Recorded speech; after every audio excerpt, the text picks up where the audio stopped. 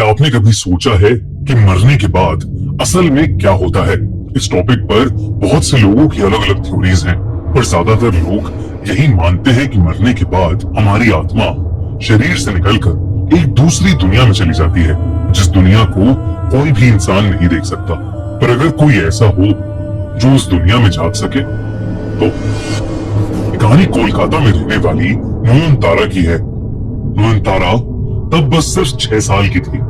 उस दिन भूत चतुर्दशी का दिन था और इसलिए नयनतारा अपने परिवार के साथ भगवान भूतनाथ के मंदिर दर्शन करने आई थी। नयनतारा उस मंदिर में जाते ही इतनी घोसी गई कि उसके परिवार वाले कब मंदिर से निकले उसे पता ही नहीं चला। मंदिर के पुजारी को अचानक किसी जरूरी काम से जाना पड़ा और क्योंकि वो नहीं जानते थे कि नयनतारा अंदर है, उन्होंने मंदिर बाहर से बंद कर दिया। कुछ ही देर में सूरज ढल गया और रात हो गई। नयनतारा उस मंदिर के अंदर बिल्कुल अकेली थी। तभी अचानक उस बंद मंदिर के दरवाजे से आर पार होते हुए लोग अंदर आने लगे। देखते ही देखते अंदर एक भीड़ जमा होने लगी। सब लोग बहुत अजीब से दिख रहे थे। ये लोग आम नहीं थे। ऐसा लग रहा था कि ये सब मरे हुए लोगों की आत्माएं हैं। बेहद डरते हुए नयनतारा मंदिर के कोने से छुप के उन्हें देख रही थी।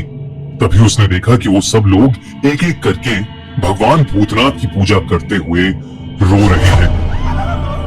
ऐसा माना जाता है कि भूत चतुर्दशी की रात मंदिर में भूतनाथ की एक बहुत बड़ी पूजा होती है, जो आत्माएं खुद आकर करती हैं। वो आत्माएं अक्सर अपनी मुक्ति की आस में वहां आती हैं। नयनतारा ने इस कहानी के बारे में तो सुना था, लेकिन आज वो इस सच को खुद अपनी आंखों से देख पा रही थी। तभी उनमें से एक आत्मा का ध्यान नयनतारा पर गया और वो गुस्से से उसे देखने लगा। उस आत्मा का चेहरा नयनतारा को बहुत ही भयानक लग रहा था, लेकिन तभी नयनतारा ने उससे उसकी पीड़ा पूछी तो वो शांत हो गया। धीरे धीरे नयनतारा ने वहां मौजूद सभी आत्माओं से एक एक करके बात की और तब उसे ऐसा लगा कि उसकी जिंदगी का यही उद्देश्य है। उसने अपना आत्माओं को देखना और उनसे बात करना भगवान भूतनाथ का एक वरदान माना। जैसे जैसे वो बड़ी होती गई, उसने अपनी इस शक्ति को मरे हुए लोगों की आत्माओं को मुक्ति दिलवाने में लगा दिया। पर उसकी इस शक्तियों ने उसे समाज से बहुत दूर कर दिया। कोई भी नयनतारा को अपनाने के लिए तैयार नहीं था, बल्कि उसके अपने घर वालों ने भी उसे घर से निकाल दिया था और वो एक हरगौरी मंदिर में रहने लगी थी। एक दिन उसी हरगौरी मंदिर में ललिता सेनगुप्ता अपने बेटे सूरजो सेनगुप्ता को लेकर आई। सूरजो को देखते ही नयनतारा को कुछ महसूस हुआ। उसे लगा कि शायद सूरजो को अपनी जिंदगी में मदद की जरूरत है। सूरजो सेनगुप्ता अपने परिवार के साथ कोलकाता के परी महल में रहता था।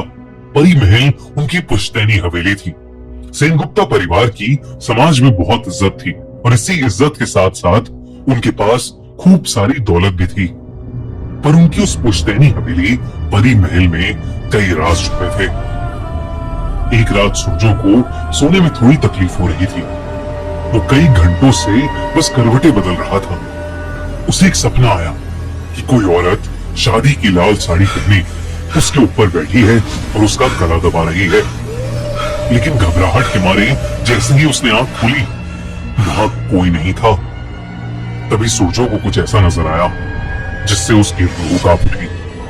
बेडरूम के दरवाजे पर उसे एक औरत शादी की साड़ी पहने खड़ी दिखी। वो बेडरूम से निकलकर बाहर जाने लगी।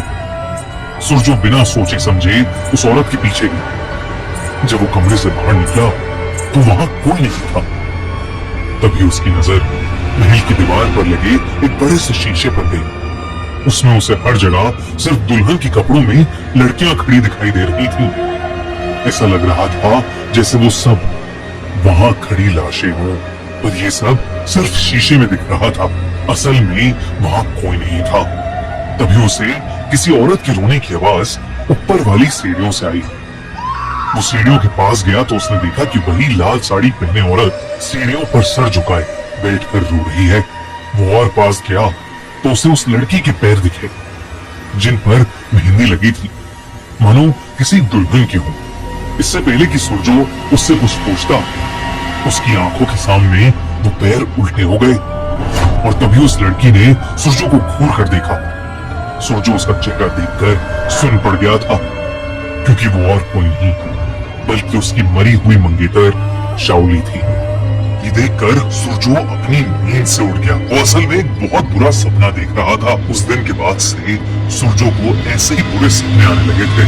इसीलिए सुरजो को हर गौरी का आशीर्वाद दिलवाने के लिए सुरजो की माँ ललिता उसे पास के एक हर गौरी मंदिर ले गई और उसी मंदिर में उनकी मुलाकात नयनतारा से हुई। ललिता ने नयनतारा को देखते ही समझ लिया था कि सुरजो की जिंदगी को ये लड़की ही बदल सकती है। इसलिए उसने नयनतारा और सुरजो की शादी करवाने का फैसला किया। शादी के बाद सुरजो नयनतारा को परी महल में ले आया था, लेकिन नयनतारा को जरा सा भी अंदाजा नहीं था कि परी महल में कितने सारे साए और कितने सारे राज उसका इंतजार कर रहे हैं। पर परी महल में भी उन सायों को ये नहीं पता था कि नयनतारा कोई मामूली लड़की नहीं है। नयनतारा सुरजो से शादी करके बहुत खुश थी, पर सुरजो ऐसा महसूस नहीं करता था। शादी की पहली रात ही सुरजो ने नयनतारा को कह दिया था कि उसने ये शादी सिर्फ अपनी माँ ललिता के कहने पर की है। नयनतारा को इस सुनकर बहुत बुरा लगा, पर वो जानती थी कि समय के साथ वो सुरजो का दिल जीत लेगी। उस रात नयनतारा पानी पीने के लिए किचन गई। जैसे ही वो वापस कमरे में लौटी, नयनतारा का दिल दहल गया। सुरजो के बिस्तर के ठीक ऊपर एक लड़की हवा में तैर रही थी। उसने एक शादी का जोड़ा पहना हुआ था और उसकी आंखें गुस्से से लाल थी। नयनतारा ने उसे देखते ही कहा, कौन हो तुम? मेरे पति से दूर हो जाओ। उस लड़की ने तुरंत नयनतारा की तरफ मुड़कर देखा और कहा, तुम मुझे देख सकती है, कौन है तुम? और तब नयनतारा ने उसे भगवान भूतनाथ से मिले अपने वरदान के बारे में बताया। नयनतारा की सच्चाई सुनकर उस लड़की की लाल आंखें शांत हो गईं और वो रोने लगी। इससे पहले कि नयनतारा कुछ और कह पाती, पीछे से सुरजो की आवाज आई कि तुम किससे बात कर रही हो? वो आत्मा तुरंत गायब हो गई और नयनतारा चुपचाप बिस्तर पर आकर सोने की कोशिश करने लगी। नयनतारा अपने दिमाग को शांत ही नहीं कर पा रही थी। उसे समझ ही नहीं आ रहा था कि वो औरत कौन थी और नयनतारा की बात सुनकर क्यों रोने लगी थी। इसी उलझन में नयनतारा बिस्तर से उठकर उस औरत को परी महल में ढूंढने चली गई। रात के अंधेरे में परी महल बहुत ही डरावना लग रहा था। उस महल की हवा में एक अजीब सी घुटन थी। नयनतारा उसे हर जगह ढूंढने लगी। तभी एक बंद कमरे से आवाज आई। जब नयनतारा उस कमरे में घुसी तो उसकी रूह कांप उठी। उस कमरे में बहुत सी लड़कियां शादी के जोड़े में खड़ी हुई थी और नयनतारा को देखते ही उल्लू ध्वनि निकालने लगी। उनकी आवाज इतनी तेज थी कि नयनतारा घबरा गई और उसने देखा कि उनके बीच में वही औरत भी थी जो नयनतारा को कमरे में दिखाई दी थी। नयनतारा ने उससे पूछा, तुम कौन हो? उस औरत ने जो जवाब दिया वो नयनतारा ने सपने में भी नहीं सोचा था। उसने बताया कि मरने से पहले उसकी शादी सुरजो से होने वाली थी, पर शादी से पहले ही सुरजो ने उसे जान से मार दिया। उसने कहा कि उसे मुक्ति तभी मिलेगी जब वो अपनी मौत का बदला सुरजो को मार कर लेगी और नयनतारा को उसकी मदद करनी होगी। उसने ये भी बताया कि परी महल में बहुत सारे राज छुपे हैं। जो जैसा दिखता है वो वैसा है नहीं। तो आखिर अब नयनतारा क्या करे? तो क्या वो उस आत्मा को मुक्ति दिलाएगी या अपने सुहाग की रक्षा करेगी? क्या है आखिर परी महल का राज? और क्या सच में सुरजो ने अपनी होने वाली पत्नी को जान से मारा था?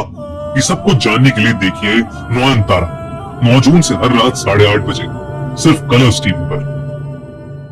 और अगर आपको ये वीडियो अच्छी लगी तो हमारा चैनल खूनी मंडे सब्सक्राइब करना बिल्कुल मत भूलना।